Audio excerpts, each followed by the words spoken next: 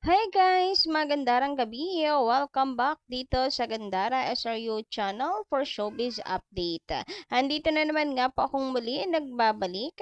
Nagmamaganda po ninyo kachismosang Kim Pao upang magatid sa inyo ng latest update and fresh happenings patungkol po kay Kim Chiu and Paolo Avellino lalo na sa ganap nila ngayon. But before that, sa mga di pa nakaka-subscribe dito sa ating channel, maaari lamang na pindutin po ninyo ang subscribe button at notification bell para mag-updated po kayo at mauna sa atin pong mga chika about sa Kim Pao. Basta mga balita na may kinalaman kay Kim Chiu and Paolo Avellino, sagot na po natin yan. And for tonight, ito nga ang pag-uusapan natin ay ang magiging ganap ng Kim Pao sa Rojas City. Pero syempre, mamaya pa po iyon.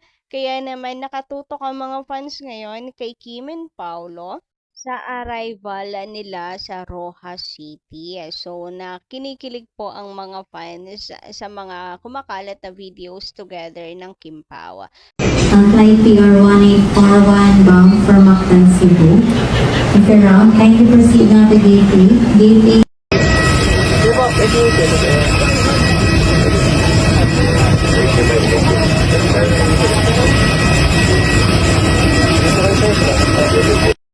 Samantala, nakita ko lamang po ito kanina sa FB, si Ate Lakam po pala muling may sakit na naman. So, ayan, mukhang hindi po siya makakasama ni Kimi dyan sa Rojas City. Pagaling ka po, Ate Lakam. Nung nakaraan si Kimi nagka-allergy daw, tapos ito sa Ate Lakam naman ngayon may sakit.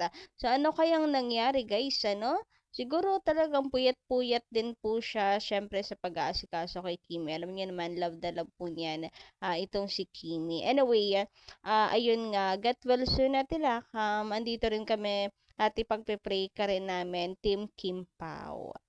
Hope na gumaling ka kaagad at makalabas ka kaagad dyan. Samantala, grabihan kahapon, ayan ang dami pong tao, dinumog po ang venue kahapon and parang ang nakasalang po dyan ay sina Sarah Geronimo. Ang daming tao, kung titingnan ninyo, bongga. So lalo na siguro yan mamaya dahil ang Kim Pao po ay magpapakilig dyan mamaya. So excited na po tuloy ako. Ngayon kasi dahil maaga pa kanina, masyadong maaga yung mga fans very excited para syempre nga naman nasa unahan sila. Manotice po agad ni Kim Chiu and Paolo Avellino and syempre para hindi rin masayang yung tarp nila para mapansin agad ng dalawa. Grabehan, ang hirap pong makipagdikdikan kapag kaganyan karami yung tao. So parang hindi mo na rin sila nakikita ng live niyan. Sa TV mo na lang rin, sa big screen mo na lang din sila makikita. Grabehan yung mga tao talagang for the support. So looking forward po tayo mamaya sa Kim Pao. Yun nga lang parang medyo masama ang panahon. Sana makibagay, makisama po ang panahon sa atin. Samantala, mabalik nga po tayo sa ating pinag-uusapan patungkol sa Kim Pao. So, ayan, ang dami pong kinikilig sa mga lumabas ng mga videos ng Kim Pao kanina sa pag-alis po nila sa IG story ni Kimi. Ayan, mga pictures ng Kim Pao, ang daming kinikilig. Huy, grabihan nga naman yun, napaka-prinsesa po ni Kimi. Kasi talagang nakaalalay at todo alaga po siya ni Paolo Avellino. Sabi nga nila, baka maleta pa ni Kimi yung block na yan Baka puro gamit ni Kimi ang nakalagay dyan. Kasi sa kanila, syempre babae ang mas marami daladalang gamit kaysa po sa lalaki. Si Kimi, ang care niya lang ay itong kanyang handbag na kanyang pinopromoten kasi bagong labas sa kanyang nasasamid ako. Sa kanyang House of Gilbani PH. So, eto nga, apakasipag ni Kimi. Grabehan nga yun. May event na nga siyang pupuntahan ngayon na for the trabaho pa rin po ang person. So, kahit nasa flight, ayan, for the trabaho pa rin si Kimi. Ayan yung new design from House of Little Bunny PH niya.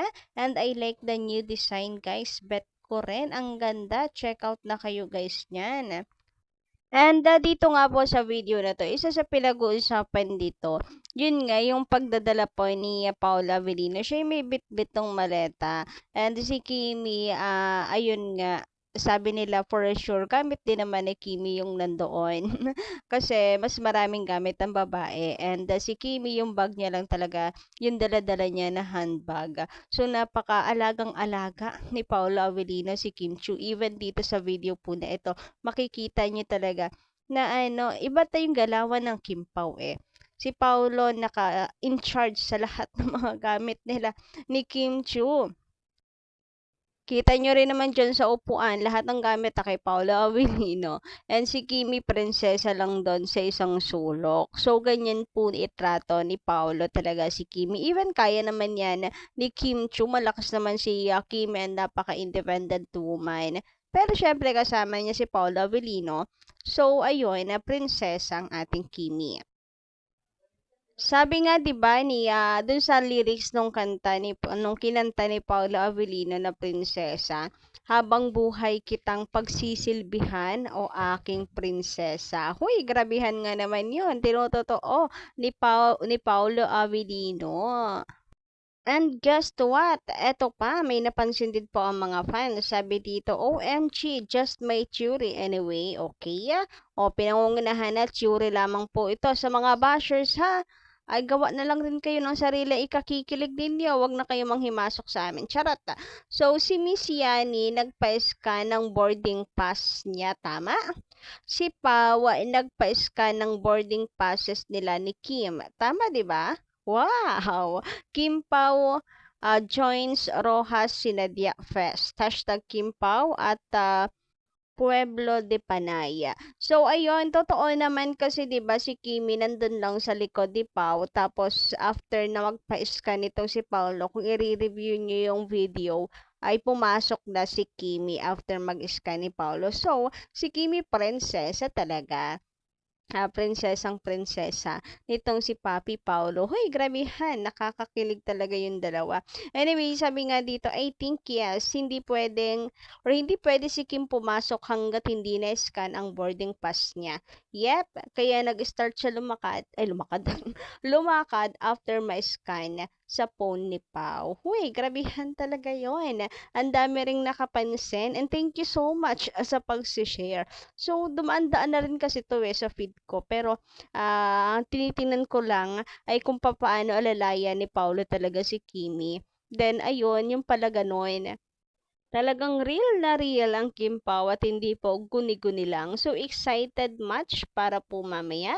And ganun din for sure yung mga nandoon na maaga pa lamang nakasugod na para malapitan nilang makita si Kim and Paolo. Sana marami pong makapunta even medyo umuulan doon.